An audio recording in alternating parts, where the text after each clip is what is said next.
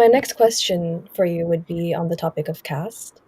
The topic of caste has been widely discussed in recent times, and I'm interested in hearing your take on the matter. Yes, the topic of caste is it's a slightly strange topic. First of all, it's strange and ironical because caste is a foreign terminology, right? It has always been associated wrongly with Hinduism.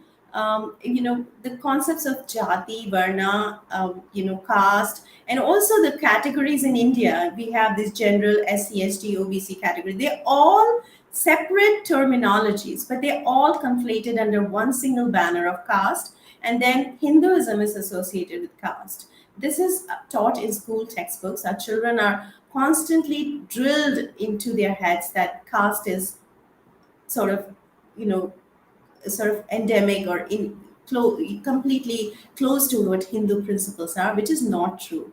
But of late, I think caste is very, very concerning because it has been launched in the mainstream consciousness of the diasporic Indian American. In America especially, the discourse in media, academia is heavily propaganda based. There's a selective dissemination of information on caste.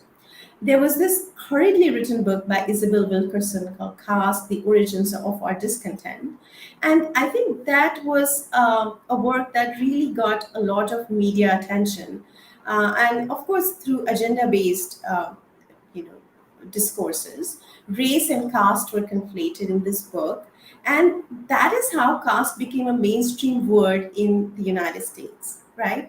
And in this book, Isabel Wilkerson has also tied the world's largest democracy, which is India, and the world's oldest democracy, which is the USA, to Nazi Germany, right? So these are very concerning developments in the United States.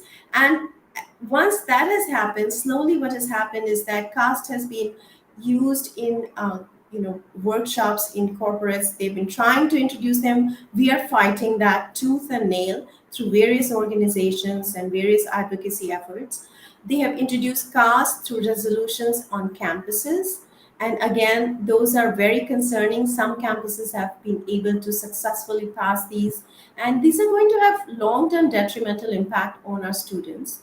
So we really need to counter this strongly, and we're trying to do that. But I think really a lot more concentrated effort needs to go in.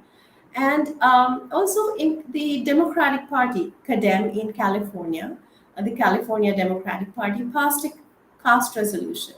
So these are very concerning developments, specifically because I want to quote the fact that Equality Labs is the only organization that has used a very highly unscientific study to show that caste is prevalent among Indian Americans. I've done a detailed analysis on this to show how unscientific that study is, and it's a poorly conducted, biased study. There were two other studies, the Pew Research study done in India, as well as the Carnegie Endowment study, which are both reputed studies done and reputed institutions. And both of them showed that caste is very diluted in the diaspora. Caste discrimination is negligible. There was not enough sample size to show any caste-based discrimination. They could not quantify it. And Carnegie Endowment completely denounced the Equality Lab study also. So that is the concerning aspect, is that the media does not quote these two studies. They quote the Equality Lab study, which is, like I said, a biased study. And Harvard quotes that study. California State University quotes that study. So there is an agenda-based discourse here. There's an institutional bias, and we really are fighting this on a day-to-day basis. But this is an ongoing battle. I think I'll stop at that.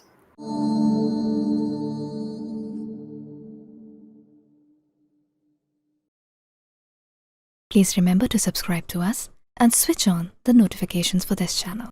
For our other social media links, more content, and to support our work, please visit citti.net. Dhanyavad. Namaskar.